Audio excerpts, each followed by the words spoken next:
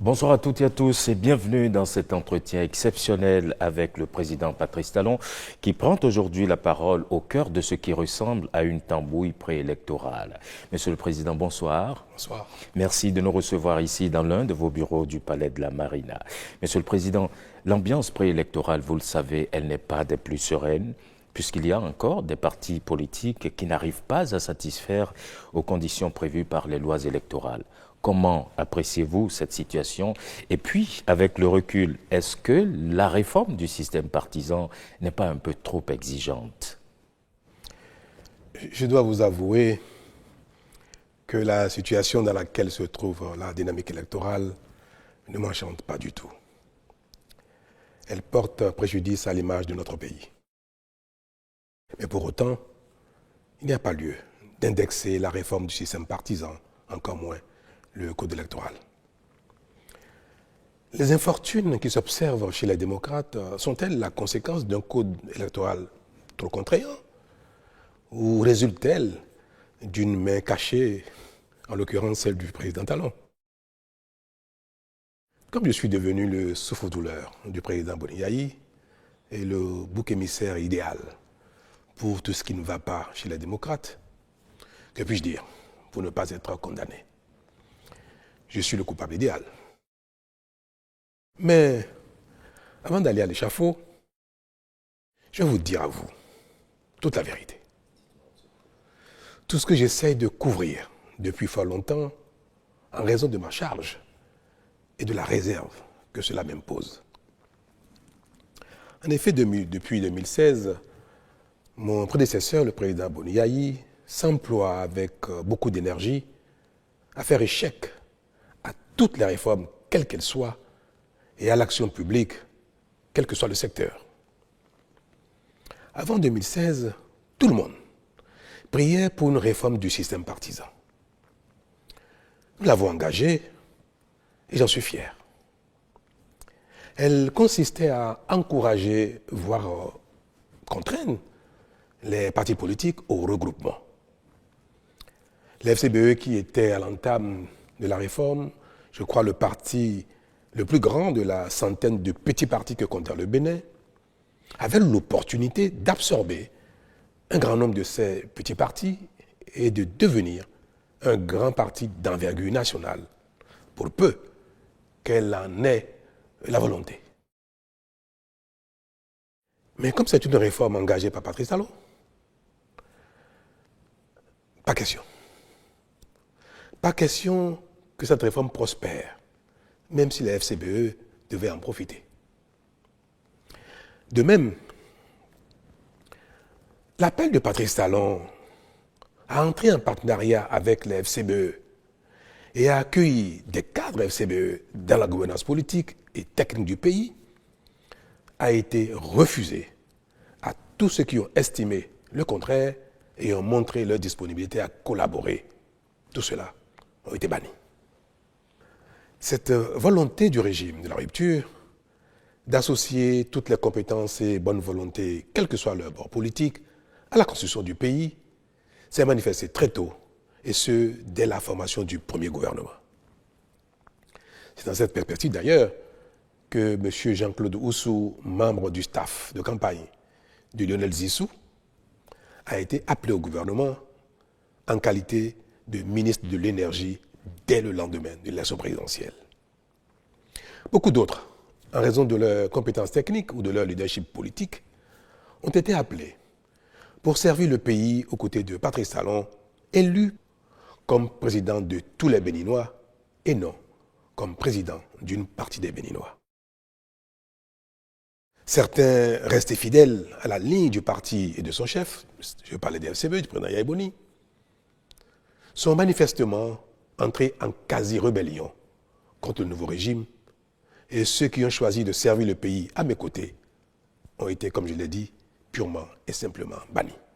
Ce sont ces deux phénomènes, refus d'adhérer aux réformes politiques et refus de toute collaboration avec le nouveau régime qui ont conduit pratiquement à la scission des FCBE, puis à la création du parti Les Démocrates.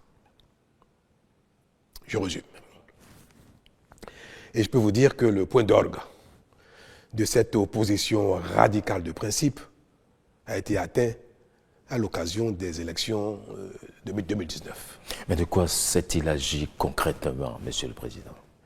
Mais vous n'avez pas manqué, en tant que Béninois, de suivre les événements, tout ce qui s'est passé au Parlement, puis à l'occasion de l'élection, avec les drames qui ont suivi. Souhaitez-vous que j'aille dans le détail? Allons-y, on veut bien comprendre, Monsieur le Président. Je crois que c'était en février 2019 que j'ai reçu ici au Palais l'ensemble des partis politiques représentés au Parlement. Parce que nous venons d'engager la réforme du système partisan. Les textes adoptés qui répondaient parfaitement à l'attente de tous avant 2016, ces textes ont commencé à être boudés par une partie de la classe politique, notamment les FCBE d'alors. Et ils ont estimé que les nouveaux textes n'étaient pas convenables, trop rigides, et risquaient de ne pas les faire gagner des élections.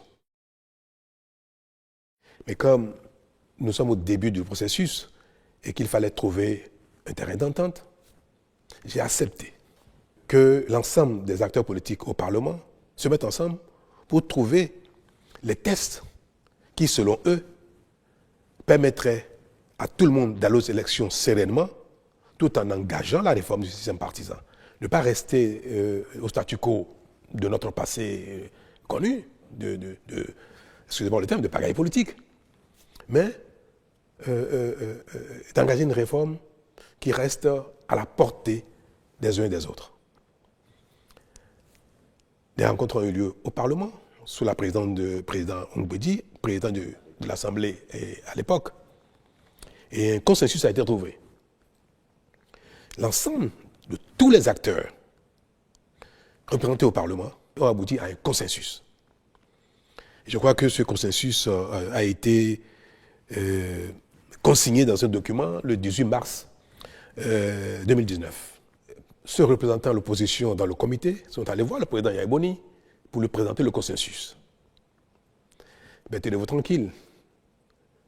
Le président Yaya Boni a refusé que le consensus soit adopté, que les tests prévus pour être votés afin non seulement d'engager la réforme, mais de permettre à tout le monde d'y aller plutôt aisément. Ces tests ont été refusés par le président Boniaï, qui a dit aussi, ceux qui sont venus le rencontrer, que les choses n'ont qu'à rester en l'état. Que si l'élection ne doit pas avoir lieu, elle n'aura pas lieu. Et que nous verrons bien. La mort dans l'âme, ses propres représentants revenus au Parlement ont indiqué que, bien qu'ils aient travaillé au consensus, bien que les nouveaux tests devaient être pris leur convenaient bien, mais que la ligne du parti ne permet pas d'avancer et de signer quoi que ce soit. Et encore moins de voter de nouveaux tests, puisqu'il était prévu que les tests changent. Je dois préciser que, à la suite des négociations au Parlement, tous les représentants de chaque camp, mouvance, opposition et consorts, comme je disais tout à l'heure, après avoir abouti au consensus, tous les représentants désignés avaient signé l'accord de consensus. Donc avant d'aller soumettre cela au président Yaya Boni. C'est parce que celui-ci a refusé qu'il n'est pas question que le consensus soit mis en œuvre, qu'ils sont donc revenus et ont dénoncé leur propre signature. Ils l'ont dénié finalement. Ils l'ont dénié, après l'avoir signé. Cela, je tiens à le préciser parce que c'était pour tout le monde, il paraissait évident que ce consensus soit mis en œuvre. C'est pour ça que je crois que les représentants de l'opposition n'ont même pas estimé nécessaire d'aller solliciter l'approbation du document avant de le signer. C'était évident pour eux parce que tout ce qu'ils ont demandé a été pris en compte. Mais malheureusement, donc, l'approbation du président Boniaï n'a pas été obtenue et ils sont revenus au Parlement pour dénier leur propre signature et se retirer de la salle. Et d'ailleurs, à la mise en œuvre des tests, je crois, je n'ai plus le bon souvenir des choses, toutes les questions ont été évoquées, ils sont carrément sortis de la salle. Alors, voter un nouveau test, il n'en avait rien à faire. Continuer avec les tests existants, pareil. Est-ce qu'il fallait bloquer le pays? S'arrêter là? On fait quoi? Avec le test existant ou de nouveaux tests, rien ne se fera.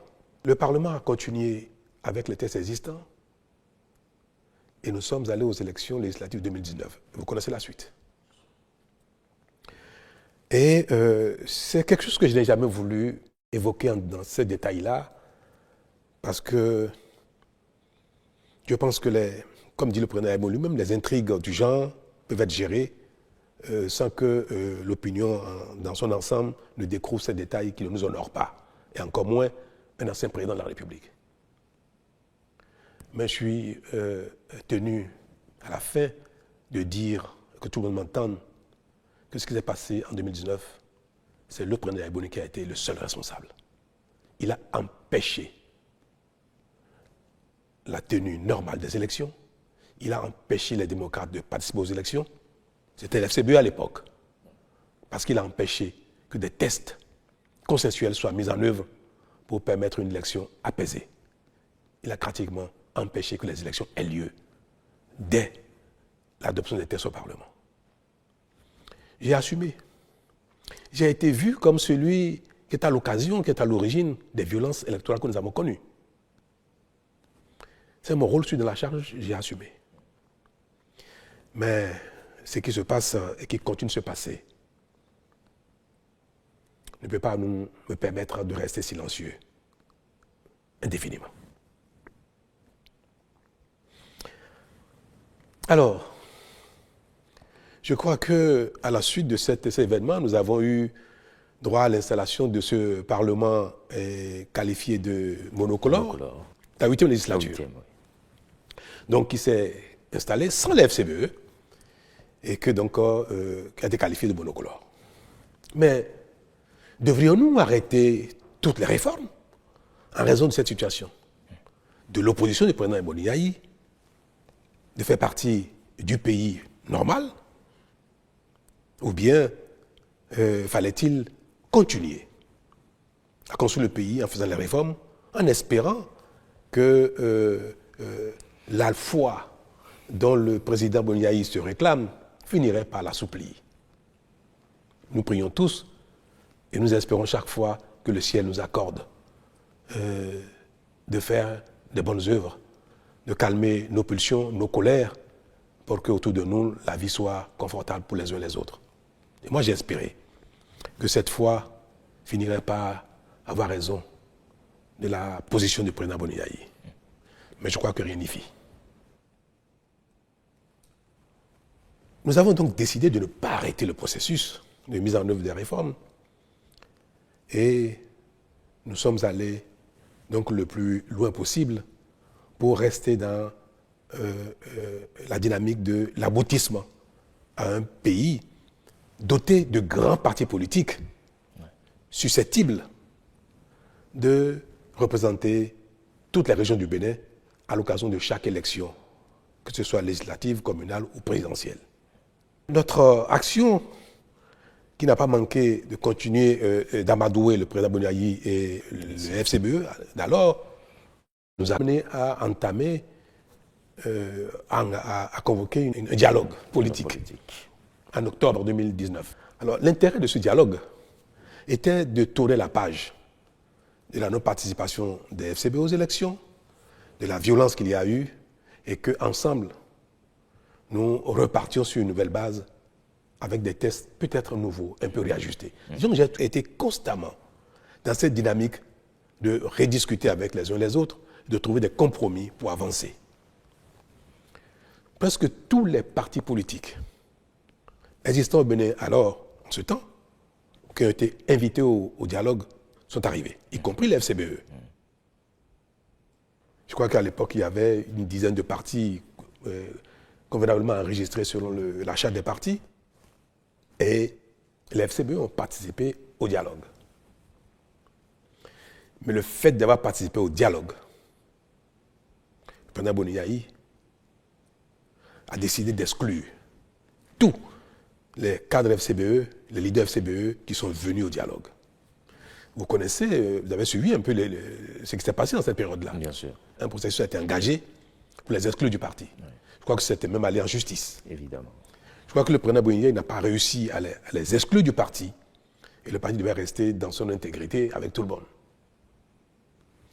C'est ce qui a fait partie le président Boni avec certains et qui a donné lieu à la création des démocrates.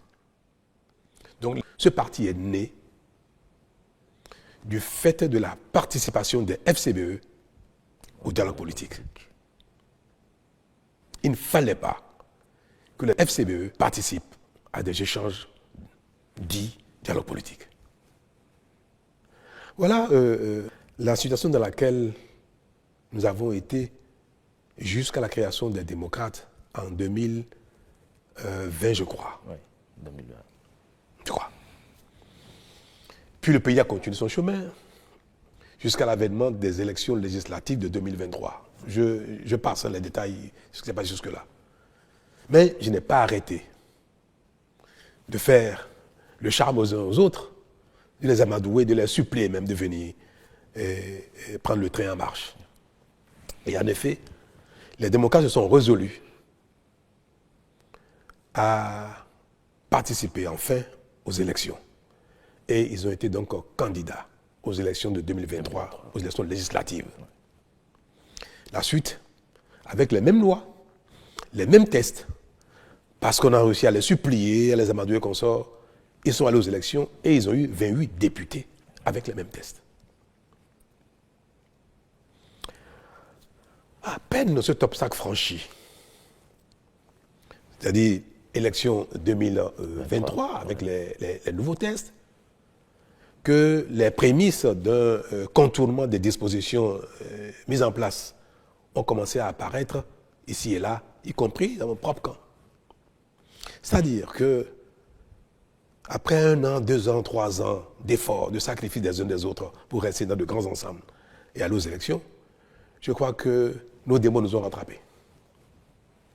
Au sein de l'Union progressiste le Renouveau, qui est un parti qui me soutient, les velléités de liberté ont commencé à s'exprimer, à se faire voir. Pareil au Bloc républicain. Et encore davantage chez les démocrates qui venaient à peine de se constituer, d'aller aux élections et d'avoir des députés. J'ai même reçu en son temps une partie des cadres, des personnalités non moins importantes des démocrates qui m'ont prié que maintenant que ils sont tous au Parlement, qui m'ont prié de revoir les seuils fixés pour avoir accès au partage des sièges dans le code électoral.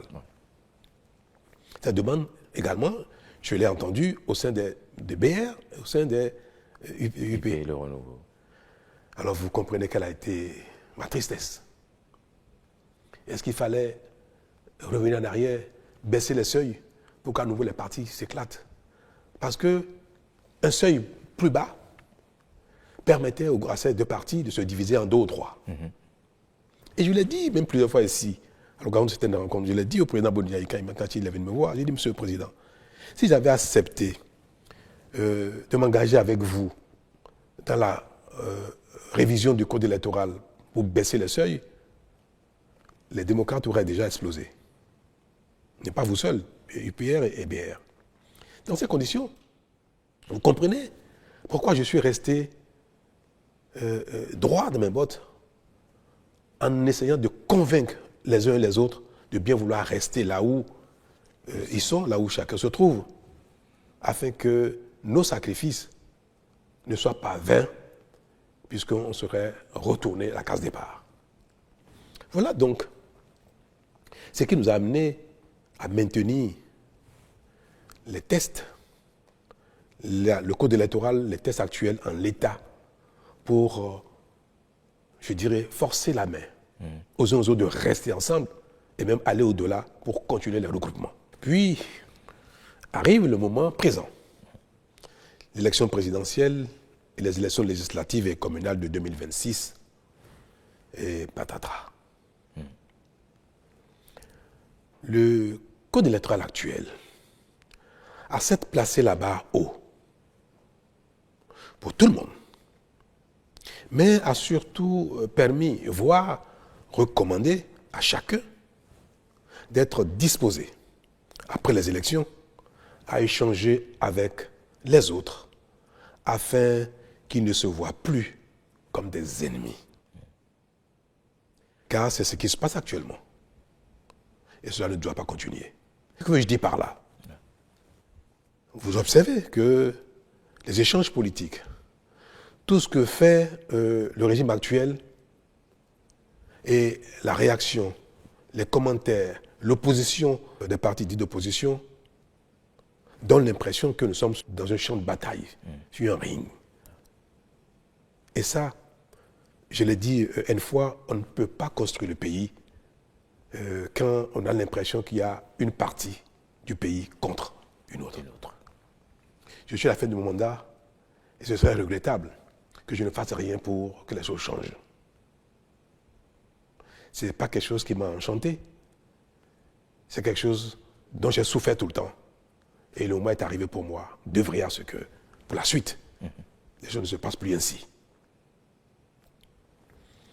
Et je vais l'illustrer par un fait qui s'est passé il n'y a pas longtemps.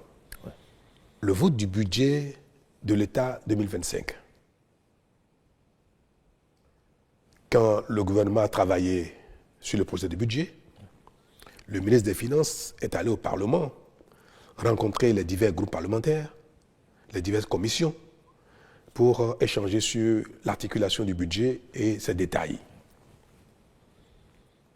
Les démocrates, pour une fois, ont participé au débat et ont fait des observations pertinentes et ont suggéré des modifications et des amendements au projet de budget. Le ministre des Finances s'est employé à prendre en compte la quasi-totalité des observations et des recommandations des démocrates. C'était une belle occasion pour montrer que le pays est un, indivisible.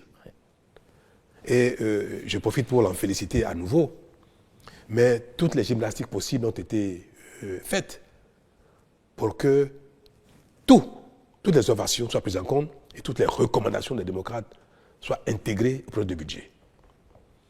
Le ministre est revenu au gouvernement, présenter la nouvelle mouture. Le gouvernement l'a approuvé entièrement dans son intégralité et a souhaité que le budget soit voté en l'état avec les nouvelles dispositions. Au vote, les démocrates ont fait exactement ce qu'ils ont l'habitude de faire, exactement le contraire de ce qu'ils ont souhaité. Quelques jours avant, ils ont voté contre le budget. Comment ça peut se comprendre? Et nous avons appris dans les coulisses que le compte rendu qui a été fait au président Yahya Boni pour solliciter son accord avant de voter le budget, que cet accord n'a pas été obtenu et que le président leur a interdit de voter le budget, bien que celui-ci ait pris en compte la quasi-totalité de leurs observations et recommandations. Ce n'est pas acceptable. Et vous voulez que, passant la main, je ne sais pas à qui, que je ne recommande pas que le pays continue ainsi. On a l'impression que la compétition politique s'exerce dans une adversité éternelle. Qu'après les élections, les partis ayant été en course deviennent des ennemis. Mais ça ne se passe nulle part comme ça. C'est vrai. Cela arrive quelquefois dans quelques endroits du monde. Mais pour un pays où tout est à construire, le consensus est indispensable pour non seulement faire les efforts nécessaires, engager nos populations dans les efforts, présenter aux partenaires de développement que nous sommes, nous voyons tous le développement du pays comme un impératif et que nos guerres ne sont pas de nature à empêcher les grandes actions et notamment un budget. Vous voyez ce qui se passe en France? La France peut se permettre de ne pas avoir un budget. Le pays est grand. L'industrie, le commerce fonctionnent parfaitement sans l'État. Et l'État n'est pas le principal acteur économique. Au Bénin, la paralysie de l'État serait une catastrophe. Donc on ne peut pas. Pendant qu'ailleurs, les gens s'entendent, qu'ils soient de bords différents, pour travailler ensemble, pour trouver un consensus, on ne peut pas ici, même si un consensus est trouvé, dire que nous sommes des ennemis et dire qu'il faut que le pays soit bloqué, paralysé, pour peut-être qu'il y ait des élections anticipées, ou qu'il y ait des coups d'État, ou qu'il y ait je ne sais pas quoi. C'est malheureux. Et je prie tous les dieux pour que l'avenir du Bénin ne se conjugue plus en de tels combats politiques et autres, en de telles dynamiques de confrontation éternelle. Et c'est bien pour ça que je suis aujourd'hui favorable à ce que nos tests, le code électoral et autres, obligent les gens, certes à aller en compétition, mais à travailler après ensemble pour l'intérêt national. Et je l'ai dit aux jeunes que j'ai rencontrés il n'y a pas longtemps ici au Palais. J'ai dit, mais qu'est-ce qui oppose UPBR? Qu'est-ce qui oppose UPBR et les démocrates? Qu'est-ce qui nous oppose fondamentalement? Si ce n'est une question de feeling. Nous avons les mêmes besoins d'eau, d'électricité, de routes, d'emploi, de bonne santé, d'éducation. Et ces choses-là ne relèvent pas d'une idéologie. On peut aller à la compétition, mais on peut travailler ensemble. Et le monde va ainsi. Regardez en Allemagne. Nous avons vu pendant longtemps que la CDU et le FDP, je crois, qui ont souvent des partis challengers, qui se challengent, qui vont aux élections ensemble, c'est-à-dire les uns contre les autres, une fois les élections finies, ils se mettent ensemble pour gérer le pays. Et chacun apporte sa pierre à la réflexion, chacun apporte sa contribution à la définition de la politique nationale. Et on pu observer que, à la suite de ça, la même CDU avec le SPD, pareil. Partout dans le monde aujourd'hui, regardez en Europe, on observe bien que les populations ont beaucoup évolué, les peuples ont évolué, la dynamique démocratique a évolué, les libertés ont évolué. Donc, il n'est plus convenable qu'un seul camp dise qu'il détient la vérité et qu'il s'impose aux autres. Il faut mettre les vérités ensemble pour construire un pays. Mais mettre les vérités ensemble requiert dans un système démocratique que d'abord les vérités se confondent dans les urnes. Une fois que l'un a gagné, parfois on peut gagner une élection à une voix près. 49,49% peuvent perdre au profit de quelqu'un, d'un groupe qui a fait 51,01%. Ça ne veut pas dire que les 49% ont tort. Non, il faut que pour construire le pays, les responsables, les divers leaders se mettent ensemble d'une certaine façon pour définir la conduite du pays, chacun dans son rôle, chacun dans son couloir, chacun selon ses compétences. C'est bien cela, et de ça qu'il s'agit. Et c'est pour ça que j'ai dit aux jeunes, mais demain, après les élections, si les démocrates gagnent, pourquoi ils ne travailleraient pas avec l'FCBE? Pourquoi pas aussi avec peut-être UPBR? Que si le BR gagne les élections, UP, pourquoi ils ne travailleraient pas avec les démocrates, soit au Parlement, soit même dans un même gouvernement? Moi, j'ai fait ça. C'est des choses qui peuvent arriver si, pour autant que les uns veuillent bien le faire. Le code actuel prescrit cela. Est-ce que c'est mauvais que notre code électoral demande aux partis candidats de dire s'ils ont l'intention, après les élections, d'échanger, de collaborer pour la gouvernance du pays? Et si vous le dites, vous avez un bonus. C'est-à-dire les partis politiques qui disent, après les élections législatives, après les élections communales, après les élections de Malaisie, nous sommes capables de travailler ensemble, ils ont un bonus. Et le bonus, c'est que pour les législatives, les 20% qui sont exigés par circonscription électorale, on vous permet de les sommer ensemble. Même si vous n'avez que 10% dans une circonscription, dès lors que vous dites, je suis prêt à travailler, à discuter au Parlement avec un autre groupe qui a 12%, eh bien, vous bénéficiez de ces 12%. C'est une technique pour amener les gens à commencer à se parler. C'est tout. Ouais. Et bien ce code-là, on l'attaque. Tout le monde est en train de signer des accords de gouvernance et parlementaire. mais les démocrates ont refusé. Le président Yaïboni a refusé que les démocrates signent un quelconque accord avec qui que ce soit, y compris l'FCBE. FCBE est une partie d'opposition, même modérée. C'est un parti d'opposition. Si les démocrates avaient signé avec l'FCBE un accord de gouvernance et d'accord parlementaire, le duo candidat à l'élection présidentielle des démocrates ne serait pas tombé, malgré la défection d'un de leurs. Oui. Parce que l'FCBE dispose, je crois, de 6 ou 7 combien de parrainages. Les parrainages de l'FCBE auraient permis aux démocrates d'être présents aux élections. Donc ils ont choisi de marcher sur la corde raide, sur le fil du rasoir. Ils se sentent si forts, c'est très bien. Mais en ce moment, quand on a choisi de marcher sur un fil et qu'on tombe, il ne faut pas chercher les boucs émissaires ailleurs.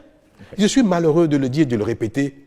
Je suis malheureux que les démocrates n'aient pas les élections présidentielles. Ils avaient la possibilité de le faire. Ils pouvaient signer un accord avec l'FCBE. Et moi, j'ai demandé même à l'UP et au BR de rester disposés à signer avec les démocrates un partenariat ou un accord de gouvernance. Si je l'ai dit publiquement, devant le peuple, avec les jeunes, c'est parce que c'est ma consigne. Et je l'ai dit pour que les cadres des deux partis UPBR entendent publiquement que le président de la République, qui est aujourd'hui le chef de la majorité, souhaite que UPBR puisse signer avec n'importe quel autre parti, y compris les démocrates. Je l'ai dit publiquement. Ouais. Qu'est-ce qui, honnêtement, pourquoi Yaïboni ne peut pas accepter de signer un accord avec ceux-ci et dire que si vous gagnez ou si je gagne, nous pouvons travailler ensemble. Mais cette déclaration ne veut pas dire qu'ils ont l'obligation demain de nommer des ministres de parti. Non, c'est juste l'intention. À la limite, même ils peuvent ne pas le respecter plus tard. Mais ce serait bien que le peuple entende, qu'eux-mêmes se disent, travailler ensemble n'est pas un problème quand on est dans le même pays. C'est tout ce que voulait le Code. Et cela leur aurait permis, cette déclaration d'intention leur aurait permis aujourd'hui d'être candidat au présidentiel. Si vous permettez, allez-y, monsieur le président. L'élection législative arrive bientôt. Ouais. Le Code dit qu'à défaut d'accord de gouvernance, à défaut d'accord parlementaire, ouais, chaque liste, chaque parti devra réaliser 20% de suffrages, obtenir 20% de suffrages dans chacune des 24 circonscriptions législatives. Aujourd'hui, aucun parti n'est en mesure de le faire. Peut-être que demain, ils le feront. Ni UP, ni BR, ni FCBE, ni MOEL, ni RN, même les démocrates, en tout cas, ils ne l'ont pas. Je ne sais pas s'ils y parviendront. Nous voulons y arriver là. Nous voulons y arriver. Que demain, nos partis soient d'envergure pour pouvoir être représentatifs partout. Et que partout dans le Bénin, les gens se sentent concernés par l'action d'un parti, le pouvoir d'un parti. Même si le parti n'est pas majoritaire partout, que le parti soit présent, suffisamment présent partout. Comme on n'y est pas encore, et que nous demandons aux gens de se regrouper pour y arriver, mais en attendant d'y être, on demande aux gens de faire des déclarations d'intention. Rien que ça. Que les démocrates disent, je pourrais travailler avec les BR après les élections. En quoi vraiment? C'est noble comme intention. Oui. Ça peut les influencer demain à être un peu disponibles. Mais en quoi c'est une contrainte? Oui, et cela leur aurait permis bientôt d'aller aux élections législatives sans être soumis à la satisfaction de ces 20% exigés. Et ils pourront avoir peut-être 50%, 60% du Parlement. Peut-être qu'ils auront 80 députés sur 109, rien qu'avec cette déclaration d'intention. Moi, je fais tout pour amener les uns les autres à travailler ensemble, à ne plus être des ennemis, au moins à déclarer leur intention de non-agression. Oui, vous parlez si bien d'intention de non-agression, mais croyez-vous vraiment à la viabilité de ces alliances entre des partis qui aujourd'hui sont d'obédience différentes? Mais vous voyez bien que les obédiences ne sont pas forcément liées à des idéologies de gouvernance politique.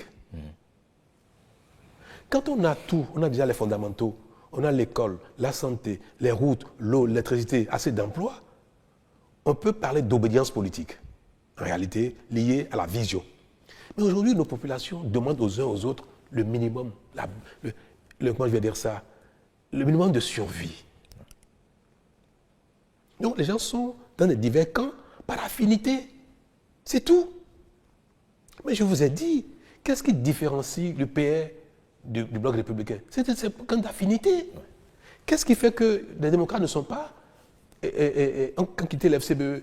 Pourquoi à l'époque les FCBE Yaïbouni ne sont pas venus avec moi? Parce qu'il y a un problème à Yaïbouni et à Patrice Talon. Le seul problème que les FCBE ont eu dans le passé, quand ils étaient dirigés par Yaïbouni, le seul problème que les démocrates ont aujourd'hui, dirigés par Beni Yahi, c'est parce qu'il y a un problème entre Patrice Talon et Yaïbouni. La guerre entre mon ami, mon grand frère, l'ancien président et moi, est en train de pourrir l'environnement politique au Bénin. Même l'environnement social. En train de pourrir même la paix et la quiétude, la concorde. C'est dommage. Vivement les élections de 2026 pour que nous quittions la scène politique. Je voudrais tant. Vous le souhaitez? Ah oui, que lui et moi, on quitte la scène politique. Ça c'est peut-être vous, mais peut-être pas lui. Mais je voudrais qu'il quitte aussi la scène politique. Ouais. Car à la limite, on se retrouve dans un conseil de sages pour donner des conseils aux gens, pour faire des arbitrages. Le Sénat voulait vous dire? Mais pourquoi pas? Je ne sais pas quel nom ça va s'appeler, mais il serait bien que nous quittions la scène politique. Notre relation nuit au Bénin. Moi, je fais tout pour qu'il en soit, que ce soit différent, que ce ne soit plus ainsi, mais je n'y arrive pas. Je n'y arrive pas. Je suis pressé que le terme de mandat arrive pour que les Béninois vivent autre chose en dehors de Talon et de Yaïbouni. Vous savez, en 1990, à la conférence nationale, pourquoi les conférenciers ont mis la limite d'âge aux élections présidentielles, 70 ans? Pourquoi? Ça a été affirmé. Les anciens présidents que le Bénin a connus jadis, Maga, Arouma Degbe, Apiti, Zissou, ont pourri la vie aux Béninois par la compétition politique, par la guerre de leadership. À la conférence, paix à l'âme d'Apiti, Apiti n'y était plus, mais il restait encore 3. Maga, Arouma Degbe, Zissou. Presque à l'unanimité, sauf les 3. Les confédérations ont décidé de les mettre à l'écart, de les mettre au repos, de leur interdire d'être candidats. C'est ça aussi, les lois des pays sont faites pour régler les problèmes qui se posent au pays. Moi, je demanderais bien au Béninois, au Parlement, de voter une loi constitutionnelle pour interdire à Talon, à Yaïbouni et à Soglo de faire la politique. Qu'on aille passer nos vacances au village. Votre retraite plutôt. Mais ça devient impératif pour le Bénin. Et je vous le promets. Si les Béninois apprennent à nous oublier demain, les choses changeront très vite dans le pays, plus vite qu'on le pense. Alors, une dernière question, oui. Monsieur le Président. Vous permettez, est-ce que vous pensez que les frondeurs LD aujourd'hui pourraient atterrir aux côtés des partis de la mouvance? Mais beaucoup d'entre eux sont demandeurs. Ah oui. Beaucoup de démocrates sont demandeurs. Quand le président Boni est venu me voir ici au palais il y a quelques jours, il m'a demandé, mais il faut faire quelque chose pour que le duo soit réhabilité. Mais je lui ai dit, je ne suis pas fait de miracle. C'est trop tard. Vous le saviez ça. Pourquoi vous n'avez pas voulu le faire plus tôt? Pourquoi vous n'avez pas voulu faire un accord avec les FCBE, ni avec BR, ni UP? Mais il m'a dit, oui, d'accord, c'est trop tard, mais qu'est-ce qu'on peut faire maintenant? Je dit, monsieur le Président, dites-moi, s'il y a un moyen de le faire, je le ferai. Mais je ne trouve pas comment revenir en arrière. Il souhaitait quoi? Annuler le processus. Il faut repartir. Mais ce n'est pas bien. Il ne faut pas que leur intransigeance, leurs erreurs amènent le pays à faire du n'importe quoi. Donc j'ai dit, monsieur le Président, ce n'est pas possible. Moi, je ne peux rien faire, je ne vois pas ce que je peux faire pour ramener le processus en arrière afin que Maître Agbodjo et l'audio soient à nouveau éligibles. Je ne sais pas ce que je peux faire. Si vous trouvez quelque chose à me conseiller qui est dans mes cordes, je le ferai. Mais quelque chose de réaliste. Et puis nous allons parler de législative. Et je lui ai dit, Monsieur le Président, attention. Ce que vous faites, ne continuez pas, parce que si jamais il y a un malheur aux législatives, vous serez seul responsable. Vous n'allez pas chercher encore talon si jamais les élections législatives se passent mal et que les démocrates ne sont pas au Parlement. Parce que le risque de ne pas au Parlement guette tout le monde. Tous ceux qui veulent aller aux élections tout seuls, ils sont guettés par ce risque-là. Et si ça arrive, et il m'a dit, le président Bouniaï, j'ai entendu dire que j'ai dit que je veux que tout le monde aille au BR ou à l'UP. Mais ce que je lui ai dit, c'est simplement que les uns et les autres discutent, que les démocrates peuvent discuter avec UPBR, discuter avec CBE pour faire une déclaration d'intention, d'amour. Même si l'amour ne se consomme pas après, parfois la déclaration peut suffire. Pour qu'il n'y ait pas ce risque-là. Il est parti d'ici en me disant qu'il me reviendrait là-dessus et qu'au besoin, je pourrais aider à ce que les UPBR acceptent de le faire. Le débat a eu lieu chez les démocrates au lendemain de son arrivée ici. Le débat a eu lieu. Certains ont dit « Alléluia, il faut le faire ». D'autres ont dit non. Et in fine, le président Boni lui-même a dit non. Nous aurons des élections dans ces conditions, quelles que soient les conséquences que ça va générer. Et nous verrons bien après ce qui va se passer. Mais alors il ne se passera rien du tout. Si les démocrates décident d'aller aux élections dans ces conditions, il ne se passera rien du tout. Je vais prier simplement pour qu'ils gagnent, qu'ils enlèvent des sièges pour que le pays retrouve son calme comme d'habitude. Un mot, Monsieur le Président, pour conclure cet entretien. Mais je voudrais conclure cet entretien avec vous et vous interpeller vous-même en tant que Béninois, juste pour dire qu'il faut préserver la concorde, l'unité. Et il faut que chaque personne, chaque leader, chaque Béninois qui, dans sa vie sur cette terre, finit d'accomplir sa mission, un rôle donné pendant un temps, qu'il veuille que ceux qui vont le succéder, quelles que soient les conditions, puissent réussir pour l'intérêt général. Que celui qui part ne souhaite pas le chaos après lui. Je veux dire que la compétition politique ne doit pas se faire au détriment du pays. Malgré nos déceptions, malgré nos divergences, il ne faut pas que nous soyons ennemis au point de compromettre l'intérêt général. Moi, j'en ai donné le signal. J'ai travaillé avec des FCBE au lendemain de mon arrivée à la fonction. Jusqu'aujourd'hui, je continue de le faire. L'ancien Premier ministre Zinsou, qui a été mon challenger aux élections de 2016. Aujourd'hui, il travaille avec le Bénin, il travaille pour le Bénin. Il fait des choses extraordinaires. Moi, je suis admiratif de ce qu'il fait. Il nous accompagne beaucoup, il nous aide beaucoup. Il aime son pays. Moi, j'ai pu, en 2016, même mal juger sa capacité à se donner pour le Bénin. Et j'observe, il n'est pas président, mais il fait des choses extraordinaires pour le Bénin. Et ça, vous voyez, s'il avait suivi Yaya Boni, il nous aurait privés de ses compétences. Il nous aurait privés de tout ce qui nous apporte dans le succès de notre action. C'est ce que je voudrais que chacun fasse, qu'on soit d'un bord ou de l'autre. Quand c'est le pays, on peut servir le Bénin. On peut ne pas être d'accord avec Talon, Patrice. On peut ne pas être d'accord avec la rupture. Il ne faut pas saboter le Bénin. Il y a un monsieur qui fait des posts sur les réseaux sociaux, qui est un poulain du président Yaya Boni, un projet démocrate. Un protégé, un poulain, je sais de quoi je parle, Yaya Boni, qui raconte sur les réseaux sociaux que nul ne doit aller investir au Bénin. N'allez pas au Bénin, vous serez escroqué, vous serez broyé, vous serez mis en prison. Les Béninois sont des voleurs, ils vont vous voler, ils vont vous escroquer. L'État même du Bénin va vous escroquer aussi, vous serez broyé. C'est un Béninois qui est un des sympathisants démocrates, un proche du président Yaya Boni, qui dit de pareilles choses sur les réseaux sociaux. Mais j'aurais voulu dire au président, mais dites-lui d'arrêter, c'est pas bien, parce qu'il ne porte pas préjudice à Talon, c'est le Bénin. Il dit aux gens de ne pas venir au Bénin, n'allez jamais au Bénin. Alors, quand je vais partir, il dira quoi? Ah bon, le diable est parti, maintenant vous pouvez aller au Bénin. Mais il aura impacté négativement le Bénin. Il n'aime pas le Bénin négativement.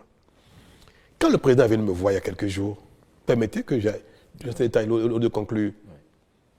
Il y a des web activistes qui sont dans la même dynamique, qui seraient en détention aujourd'hui.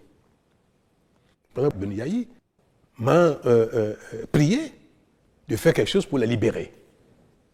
J'ai dit, mais je fais quoi, Monsieur le Président? C'est la justice je ne commande pas la justice en cette matière. Il me dit, non, faites quelque chose parce que quand ils vont sortir, ils ne recommenceront plus. Je dis, ah bon, Président, vous pouvez en jurer? Il m'a dit oui. Et c'est alors que je lui ai dit, ah bon, donc vous êtes commanditaire. C'est pas bien. C'est pas bien. Donc, je veux donner un mot de fin pour exhorter les uns les autres, exhorter les démocrates à être disposés à tout, disposés à ouvrir. Et je veux interpeller surtout ceux que j'ai vus démissionner des démocrates. C'est malheureux qu'ils aient démissionné. C'est dommage. Mais j'ai entendu qu'ils ont un idéal et qu'ils ne veulent plus continuer à prêcher dans le désert. Et ça, moi, ça m'a touché. Et j'ai ici un message pour eux. C'est que si leur idéal ne peut pas prospérer dans le groupe politique actuel et qu'ils sortent de ce groupe-là, il ne faut pas que leur idéal meure. Il faut qu'ils continuent de le promouvoir. Mais le meilleur moyen de promouvoir un idéal politique, c'est d'être un acteur politique. Et c'est pour ça que, sans état d'âme, je vais inviter le ministre d'État Wadaï, candidat aux élections présidentielles. Je vais inviter l'Union progressiste de renouveau. Je vais inviter le Bloc républicain, Moël Béné, RN, pour les rencontrer, discuter avec eux et leur permettre même de s'exprimer leur idéal dans un cercle plus large. Parce que ce que je prône depuis, c'est d'ouvrir le champ des discussions politiques, d'ouvrir les cercles de rassemblement politique. Et il ne faut pas les laisser en rade, parce qu'ils n'ont pas trouvé bonheur là où ils sont. Mais ils sont des acteurs politiques, ils continuent de vouloir défendre un idéal, il ne faut pas les laisser en rade. Je serai heureux de les voir, discuter avec.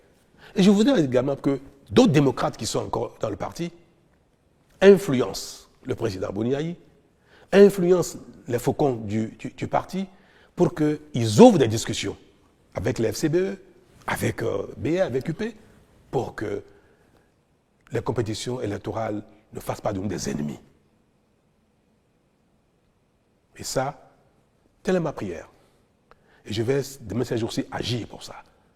Je veux le ministre Wadaï, je lui dirai qu'il doit le faire. Je veux le président Djogbenou, Biochane,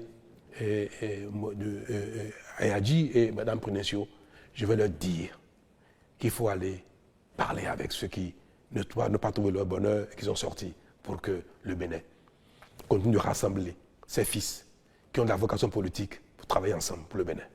C'est ma volonté, c'est ma prière. Merci beaucoup, Monsieur le Président. Merci. Merci à toutes et à tous. À très vite.